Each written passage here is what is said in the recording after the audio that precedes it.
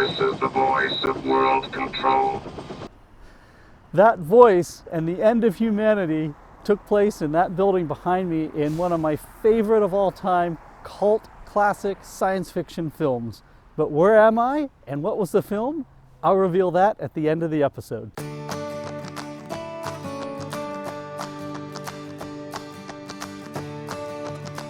Sitting behind me is a giant magnet from the cyclotron, a particle accelerator that was here at the University of Berkeley.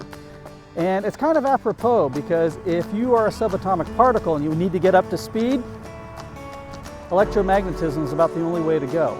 But lucky for us in the campervan world, we have a couple more options to us to get up to speed. We've got gas and we've got diesel, but it seems to be answering the question of which one to choose is a little more complicated than the physics required to accelerate a subatomic particle. Well, we're going to sort through all the static and all the opinions on gas versus diesel in today's episode. So let's head up to the mobile studio and get the discussion started.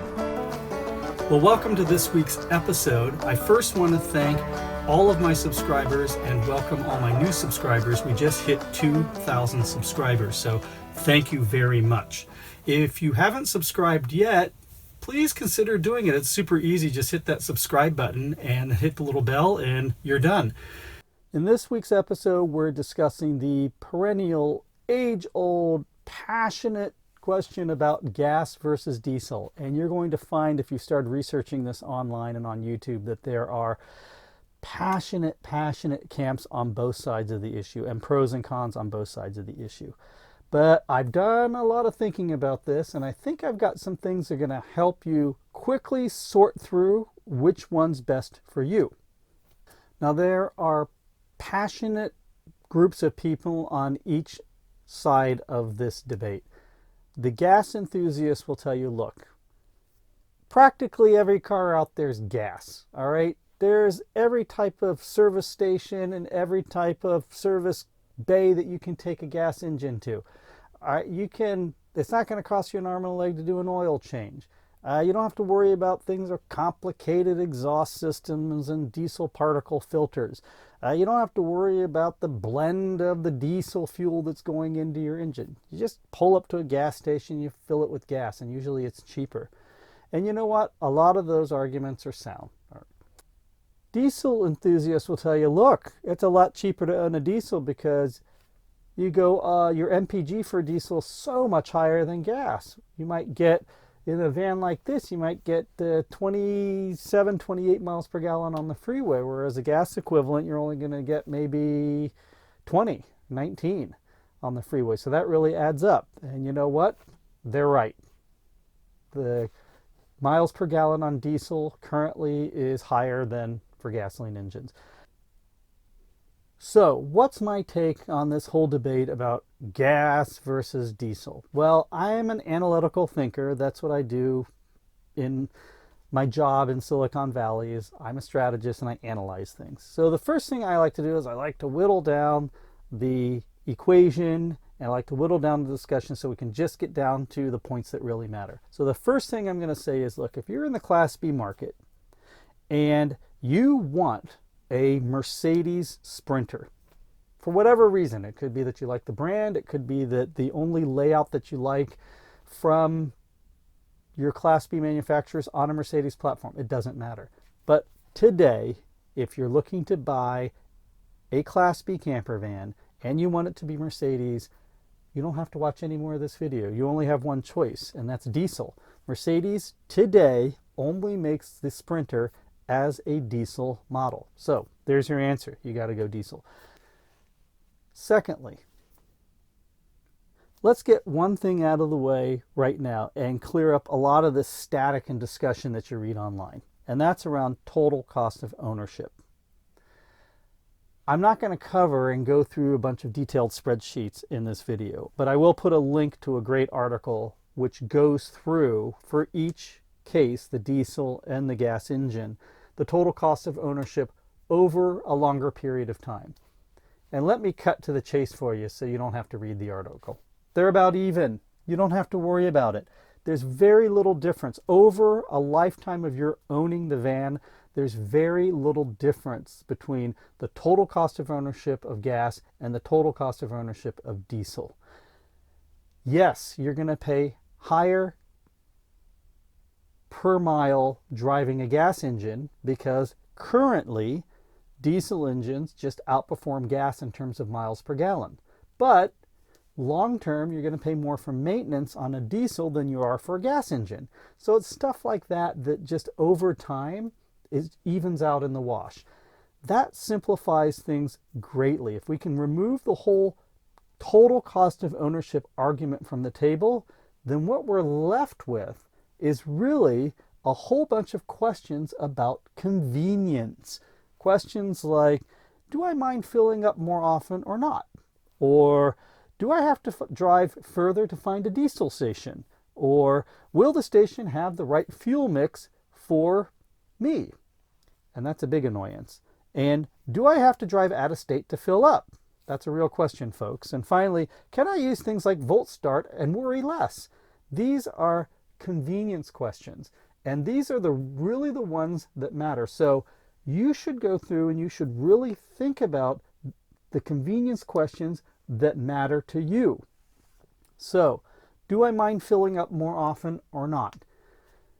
There are some drivers who say, I don't mind filling up more often. I'm the type of camper where I'm going to find a spot, maybe I'm going to boondock, and I'm just going to stay there a while. Okay, well, you know what? Then it kind of matters less what your miles per gallon are.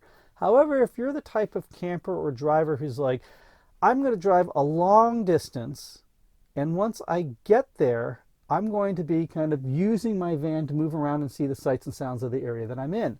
Well, in that case, you're going to be filling up less often with a diesel. So ask yourself the question, how important is that to you? And if it's more important to you that you fill up less often, then put a little check mark for the diesel, all right? Then you know the type of convenience buyer that you are. Let's ask the next question. Do I have to drive further to find a station to fill up? Well, yes, the case is going to be with diesel. There are just less stations with diesel. Every gas station is going to have gas that you can fill up your camper van with gas. But with diesel, you might have to, if you're in a small city or someplace, a non-metro area, you might have to drive down the interstate a little further to find a diesel station. I have found when I drove across the country, this was never a problem for me. Maybe it's because I stayed on the interstates where truckers are, and wherever there are truckers, you're going to find diesel stations everywhere along the freeway. I don't necessarily have that much experience of driving across country and taking back country roads, so I can't speak to that. But I can tell you that since I've owned this vehicle in the course of a year, I haven't really had any problems, and it has not been inconvenient for me to find a diesel station to fill up at. However, the third question has come into play, which is, will that station have the right diesel fuel for me? Now, what does this mean? This is probably the biggest inconvenience about diesel, and that is the Mercedes Sprinter platform, which is currently the only diesel model that you can get in Class B camper vans. If you read the manual and if you look at the bulletins that Mercedes has posted, they very clearly state, and I'll put them in the description for the video down below so you can read them yourself. They very clearly state, do not put blended diesel greater than 5% biodiesel into this engine.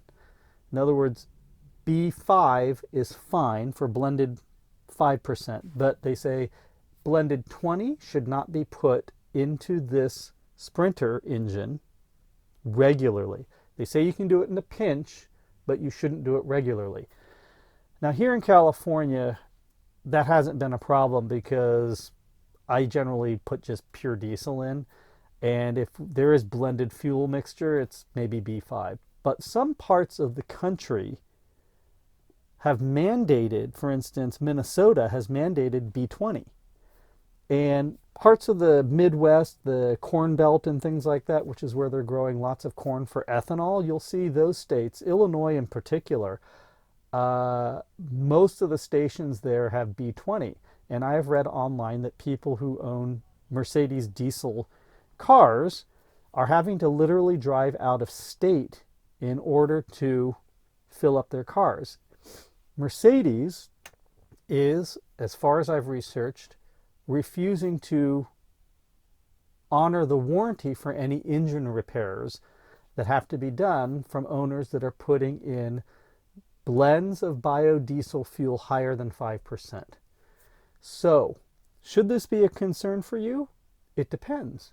It depends on where you live, and it depends on where you're going to be traveling. Now, where I live in the western United States, biodiesel blends, as I mentioned, higher than 5% are not common. Yet, they may become more common, so it hasn't become a problem for me. But if I were living perhaps in the Midwest, I might be a little bit more concerned. So, that's probably the biggest inconvenience, and I think that's one that you should think about. Can I use things like Volt Start with less worries? That's a valid convenience question as well. For those of you who are interested in Volt Start is by Roadtrek, or any underhood generator that it's basically a large alternator that you attach to the engine in addition to the chassis alternator, and they can generate quite a bit of amperage that can be used to recharge your battery packs. Now, there have been, and we'll probably do a future episode on this, just about underhood generators. There have been a lot of debates around whether or not or how safe it is to use an underhood generator on, specifically, a Mercedes Sprinter platform. And the reason why this has been brought up, and I've talked about it in previous episodes, is the emission control system on the Sprinter is finicky, and it doesn't like to be idled for long periods of time. It likes to be run at higher RPMs, and it mainly has to do with the diesel particle filter, the DPF. The worry is it might clog up before it should, and that would cause you problems. That would cause problems with the engine. Now, there just hasn't been enough long-term data yet collected about idling the Mercedes Sprinter engine for long periods of time. One thing that folks do who put on the additional alternator in the Sprinter engine is they opt for the higher idle option, which does help. So if you idle the engine at a higher RPM, it tends to alleviate some of the problems with the emission control system. But again, there hasn't been, I don't think, enough data around, well, does idling the engine at a higher RPM, when there's heat being generated and things like that, how is that going to affect the engine long term? I don't know. No one knows, because there's not enough data and it just hasn't been out long enough. So can we say that that's more of an inconvenience with diesel engines than it is for regular gas engines? Probably. We can probably say that because of the nature of diesel engines and their emission control systems, and I'm not saying that they are any more or less complicated than gas engines, but what I am saying is that, at least from Mercedes, the manufacturer, they seem to be saying not to do things like idling the engines for long periods of time. Whether or not they're saying that because it's a liability issue for them, and always in user manuals they're going to always state and put things in there that are going to cover them from a liability perspective, I can't say. But I've not read anything like that about gas engines. So ask yourself the question, do you really need something like an underhood generator? And if you do, how comfortable are you with the current technologies with diesel engines? Now, I'll tell you, the CEO of Roadtrek has gone on record and said, it's not a problem. It's covered under our bumper-to-bumper 6-year warranty. So don't worry about it. I mean, he's gone on forums and said this specifically. So he's clearly not concerned about it. So I would tend to believe if the CEO of Roadtrek, who is putting the Volt Start system in on the Mercedes Sprinter, is not worried about it, then probably we all don't have to be worried about it either. But you have to ask yourself that question of how much of a concern would that be for you if the underhood generator on the Mercedes is important to you. So that's a lot of ifs.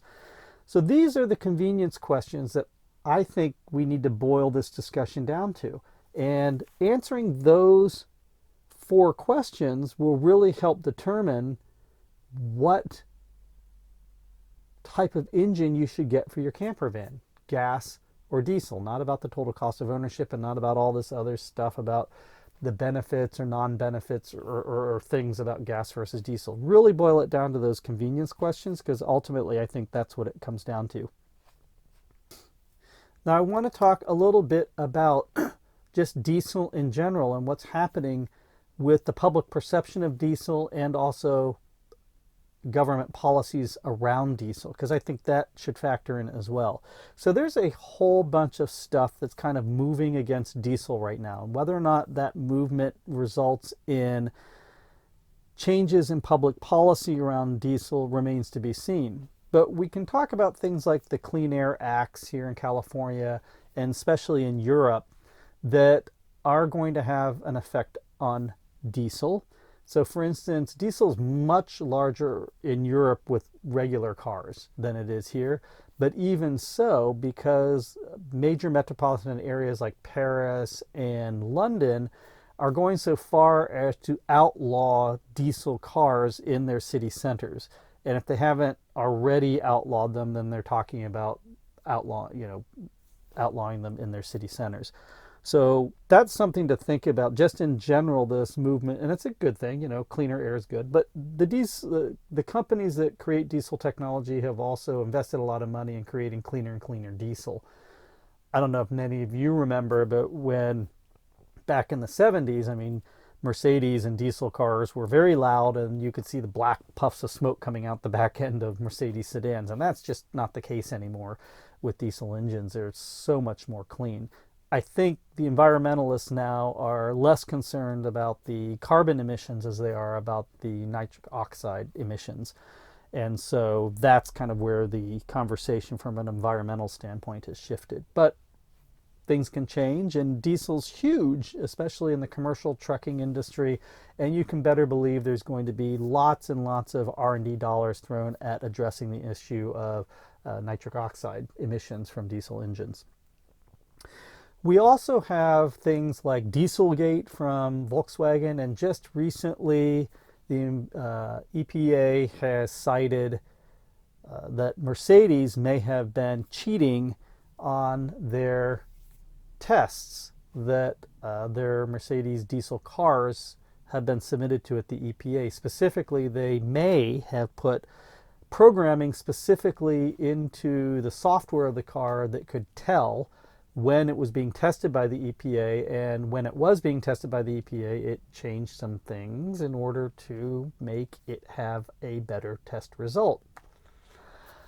We don't know that what's actually happening there. That's just been reported in the news. It's an allegation, but it's concerning that it's coming right on the heels of Volkswagen's Dieselgate. And all this stuff really affects the public's impression and opinion about diesel. It's affected Mercedes enough that they have decided to release a gas version of the Sprinter in the North American market for the 2019 model year. They say that they will release a diesel version as well in the North American market, but I think it's worth noting that the fact that they're introducing a gas version means that the pressure on them and the negative public sentiment around diesel is certainly affecting their product releases in terms of releasing gas engines alongside with their diesel engines. So just something to think about as well. Another point to consider about diesel is more and more states are mandating biodiesel. I had mentioned earlier that Minnesota has mandated for this year, they moved from 10% blend up to 20% blend. So they're the first state in the United States to mandate a B20 blend for biodiesel. So what that's going to mean for those of us who own a diesel Mercedes is I'm passing right through Minnesota. I'm not going to be filling up probably in Minnesota if I don't have to. Mercedes says you can fill up with B20, by the way. They're just like, don't do it regularly. But my point here is that as the biodiesel industry grows in the United States and has more political clout, what you're seeing are more and more states beginning to mandate, and the federal government as well as mandating a certain percentage of the diesel fuel across the board having a certain amount of biodiesel mixed in with it. So that trend is going to continue, and Mercedes needs to keep up with that if they want their Sprinter vans to be able to be fueled at stations around the United States. It's just not acceptable, for instance, for them to be selling their diesel cars in a place like Illinois to customers in Illinois where they cannot fill up their cars in the state of Illinois. That just doesn't make any sense. So Mercedes is going to have to make some decisions here. Are they going to continue selling the diesel version of their cars and the Sprinter in the United States? And if they're going to do that, then they're going to have to address this issue of allowing their engines to accept a higher blended mix of biodiesel into them. Or are they just going to get out of the diesel market completely for their cars and potentially for the Sprinter? You know, we've got to follow that story more closely. It's less clear on the auto side for Mercedes because they've actually delayed several of their diesel versions of their cars from the North American market. We haven't seen any such reports of delays for the Sprinter, but we do need to keep an eye on that and see if there are any developments there. And finally, the last point to remember about factors that are moving against diesel right now are gasoline engines are getting better and better, and they're closing the gap with regards to diesel in terms of efficiency and mileage. So we're seeing, we've seen over the last 20 years, look at the average miles per gallon of cars in North America. I mean, they've gone up and up and up, and it's not uncommon now to see them in the 30s. And now with hybrid technology, they're going up well past that, into the 50s. So will we see gas engine hybrid type chassis for our RVs? Probably, yeah, we'll probably see that. And gas engines will certainly continue to, the technology behind them will continue to improve and close that gap in terms of some of the benefits that we definitely have today with diesel. That gap will be closed with gas engines. So those are just some of the things I'm going to be tracking and maybe you should be thinking about as well. But look, here's the bottom line. Here's what I recommend to you. Do not buy a diesel unless A, you just really want a Mercedes today and you can't wait for the gas-powered version of it coming out in the 2019 models, which will probably show up for us in the coach builders around 2020. Or you're the type of person who just really hates filling up and wants to do it less often. If that's like really important to you, then you need to today get a diesel engine because they deliver so much better miles per gallon. Other than that, you should stick with gas. It's just more convenient and it will be around a lot longer. And you know what? Ultimately, it doesn't matter because electric's going to win over gas and diesel. Yes, I'm here to tell you folks, because that's what I do here in Silicon Valley, is I look out and I see where things are headed. And where we're headed with RVs is they're going to be all electric. So that'll be a great day. That's not 5 years down the line or anything like that. It's further out there. But ultimately, this debate around gas and diesel is going to go the way of the dodo because our RVs are all going to be electric, which will be fantastic. So that's my thinking on it. I hope that you found it helpful. If you've liked my video today, I would love for you to give it a thumbs up. Also, leave your comments about your feelings about gas versus diesel in the comment section below. And as always, I'd love for you to join our family here at Ultra Mobility. Just click the subscribe button and you'll be notified when I create new videos like this. We'll see you again next week with an all-new episode. Oh, and it's time for me to reveal to you where I am and what the movie is. I'm here with you today at the Lawrence Hall of Science at the University of California, Berkeley. And this building was featured in the 1968 cult classic Colossus: The Forbin Project, where a giant supercomputer teams up with another giant supercomputer in the Soviet Union and takes over the world. It's a fantastic film, and if you haven't seen it, you should watch it. Its themes, its sophistication, and everything about it are so relevant today, more so than they were in 1968. We'll see you again next week with an all-new episode. Bye-bye. In a few moments, Colossus will address us directly. This is the voice of world control. I bring you peace. It may be the peace of plenty and content, or the peace of unburied death. The choice is yours. Obey me and live, or disobey and die.